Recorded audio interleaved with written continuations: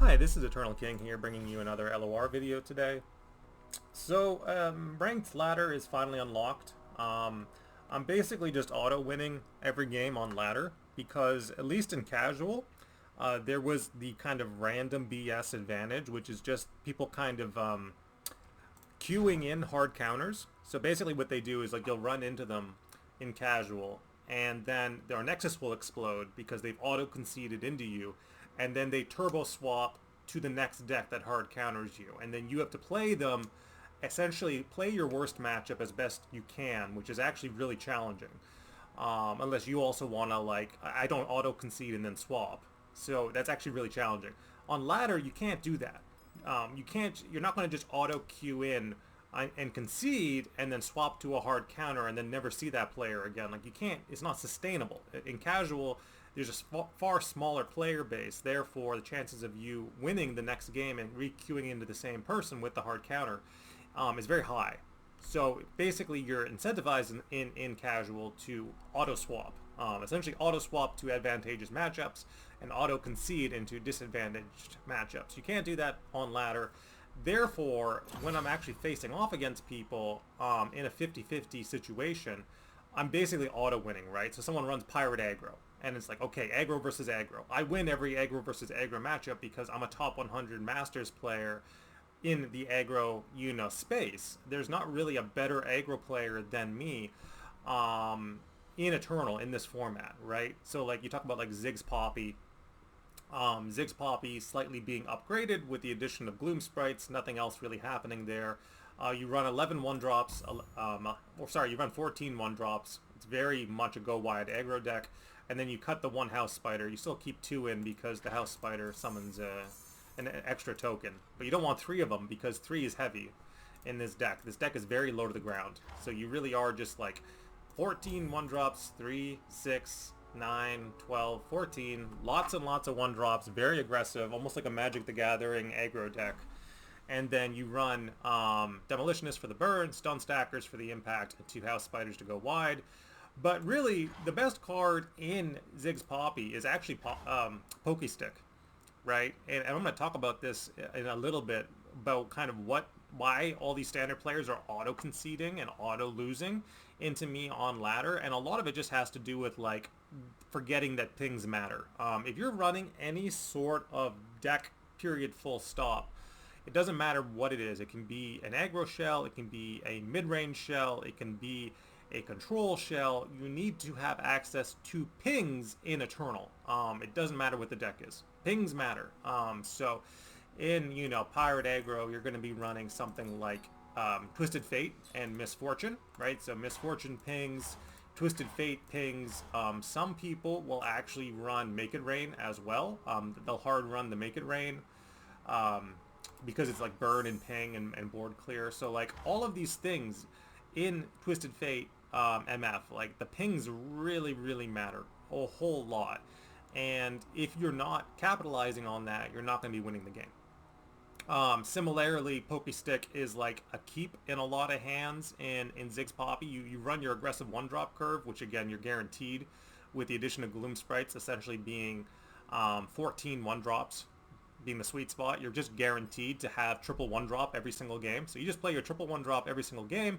Your opponent plays a chumper, you Pokestick it, and you cycle, which is huge card advantage.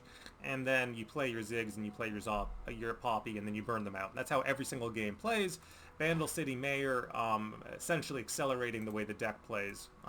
Like that's Ziggs Poppy in a nutshell. Top tier deck. I can pilot it to like an auto 90% win rate.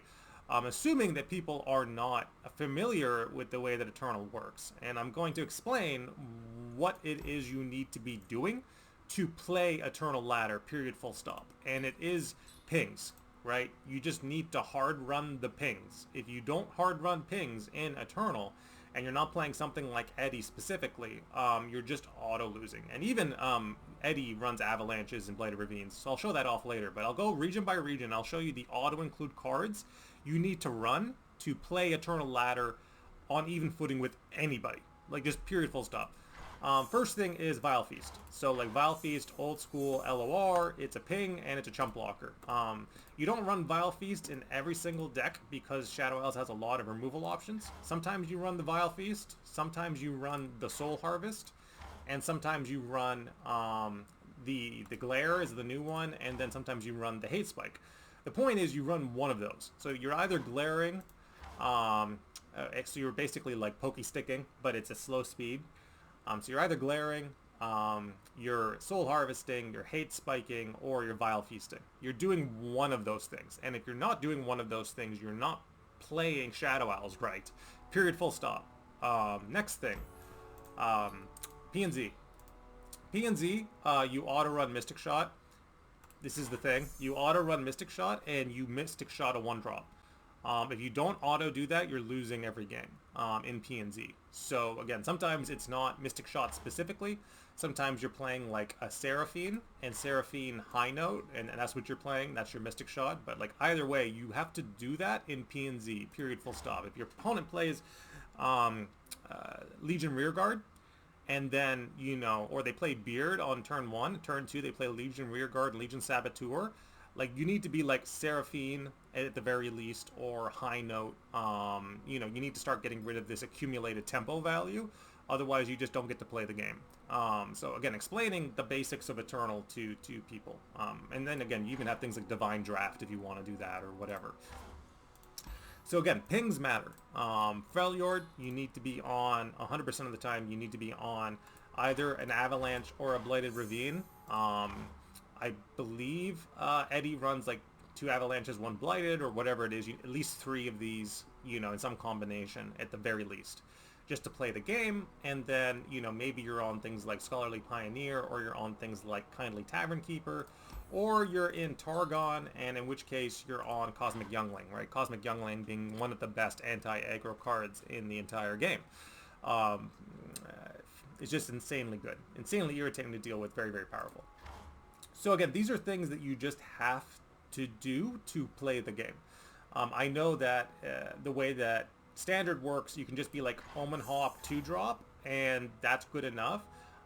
It's not good enough because, again, most of the time the opponent's playing 3 1-drops, and then just kind of accumulating more and more board value from there, and you're playing too slow. You're simply playing too slow by just 1-drop, 2-drop.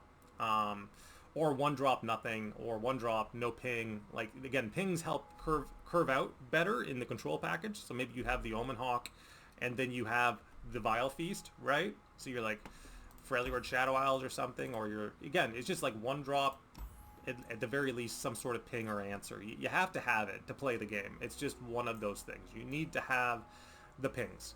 Again, Shurima, you know, stuff like, you'll see people being like, I'm going to play a Zillion, and they think that the 1/4 is going to be enough, and then they run a burst speed answer because they're standard players, and they think that burst is super good, so they run Scrying Sands, right? Like, don't run Scrying Sands. Don't do it. Just period, full stop, don't do it. Don't just be like 1-drop Scrying Sands or 1-drop Flash Freeze in Freljord. These burst speed answers that are essentially elixirs of iron that are so good in Standard, all of these burst answers are essentially terrible in Eternal. You need to hard remove things. And if you do not hard remove things, you hard lose. That's essentially how the game plays. There are specific exceptions where, like, if you manage to get 2 heal bots on the board, like 2 Cosmic Younglings, okay, at that point you're probably stabilizing fairly well. But that's like, again, this is one of the best anti-aggro cards in the game. You know, you could play something like 2 Tavern Keepers as well in Freljord. So like there are certain creature-based answers to aggro decks, but for the most part, you need to run the pings. So again, Falling Star, right? You'd have Falling Star 100% of the time in Targon with the Cosmic Youngling. You have the Avalanches and the Blighted Ravines. In Freljord, you have the Vile Feasts, the Hate Spikes, you know, the Culling Strikes, and then in Noxus you have your Flocks with your pings. In Bandle City you have your Pie Tosses and your Pokey Sticks. These are just like the basics of, like, you want to play the game. If you want to play Eternal competitively in a format, like not casual, now that Ladder's live, if you want to give pro players like me any sort of challenge, like you just want to be 50-50 with me, you need to be on your pings.